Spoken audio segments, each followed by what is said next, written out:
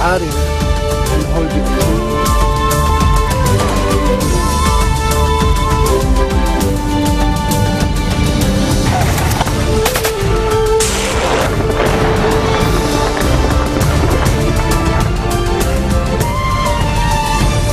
Good afternoon on this Friday. You're watching the English newscast. I'm Nina Nopa. These are today's top stories.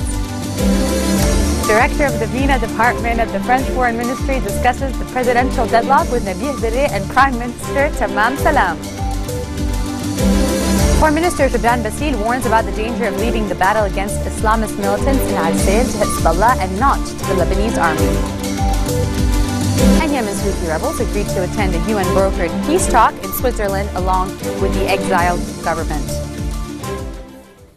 The director of the Department of the Middle East and North Africa at the French Foreign Ministry discussed the presidential impasse with Speaker Nabih Berri and Prime Minister Tamam Salam earlier this morning. Jean-François Giraud separately tackled with the two officials the protracting presidential deadlock and the latest developments in the region. Both meetings at the Grand Sarai in Ain el-Tine were attended by French Ambassador to Lebanon, Patrice Paoli. The French diplomat arrived on Wednesday on a two-day official visit, and he kicked off his tour on Thursday by meeting with Foreign Minister Gibran Bassil. Giraud's visit coincides with the papal envoy of Lebanon, Foreign Minister Monsignor Dominique Membarti, who left the country just yesterday morning. So General Security Chief General Abbas Ibrahim is vowing that negotiations with the abductors of servicemen will not harm Lebanon's sovereignty nor violate its laws.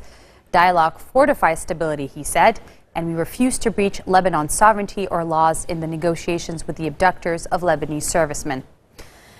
His comments come 2 days after Al-Qaeda-linked Nusra Front denied that there was progress in the negotiations to release Lebanese hostages in a prisoner swap, saying the talks have been suspended.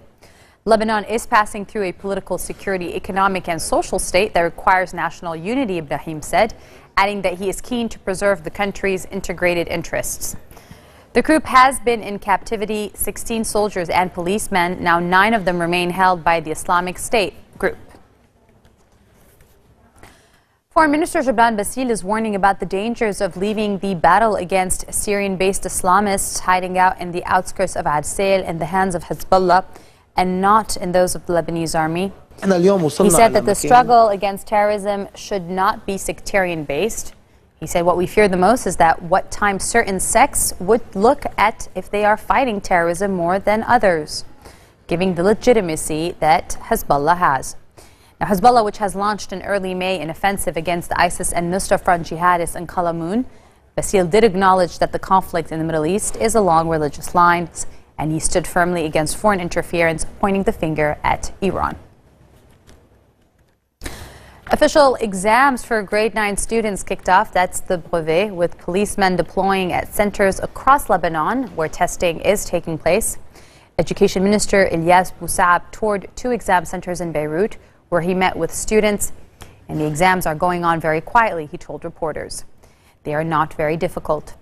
Bousaab said there were no obstacles facing exam corrections, adding that the Union Coordination Committee was aware that the wage hike crisis, which disrupted exams last year, cannot be solved under difficult circumstances that Lebanon is going through. Thousands of grade 9 and grade 12 students are going through a nerve-wracking experience, and they took it last year when official exams were postponed as a result of a UCC protest led by the teachers. The union has been battling the government for more than 4 years now to pass a public sector wage hike and boycotted the correction of last year's exams to pressure Parliament to take action.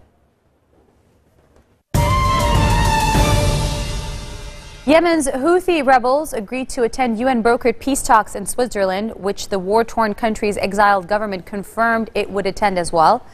They said, "We accepted the invitation of the United Nations to go to the negotiating table in Geneva without preconditions." A Politburo member of the rebels' political wing added that the rebels will not accept conditions from other parties. Azzeddin Lasbahi, the information minister of the Yemeni government, exiled in Riyadh, said it would send a delegation to the talks provisionally scheduled for June 14th. UN envoy Ismail Ould Sheikh Ahmed told the Security Council that the government had agreed to attend, but it was still in consultation with the rebels. Coming up next, United Nations High Commission for Refugees celebrates and promotes World Refugee Day. Stay with us.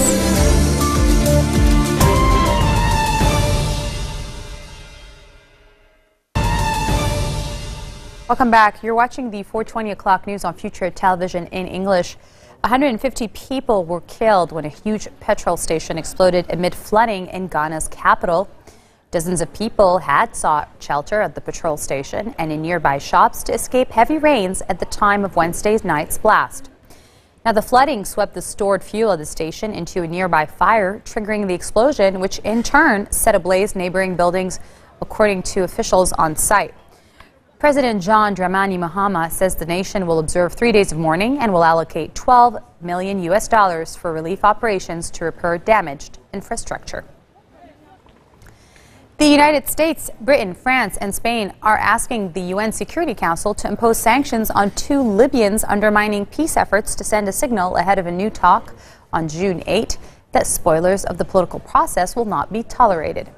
A letter to the Council asks members to freeze the assets and impose a travel ban on Othman Mlekta, a militia commander whose forces attacked Parliament in May of 2014 and carried out missile attacks against civilians and Libyan oil facilities. It also cited reports that Mlekta used connections with countries in the Gulf, Africa, and Europe to buy weapons and ammunition in violation of a UN arms embargo. The Libyan Sanctions Committee set a deadline for Friday afternoon for objections. If there are none, they said, the 2 men will be added to the sanctions blacklist. Beijing is dismissing U.S. accusations that China is behind a massive cyber attack which may have compromised the personal data of 4 million current and former federal employees. In the latest of a string of intrusions into U.S. agencies' high-tech systems, the Office of Personnel Management suffers from what appears to be one of the largest breaches of information ever on government workers. A U.S. law enforcement source says a foreign entity or government is believed to be behind the cyber attack.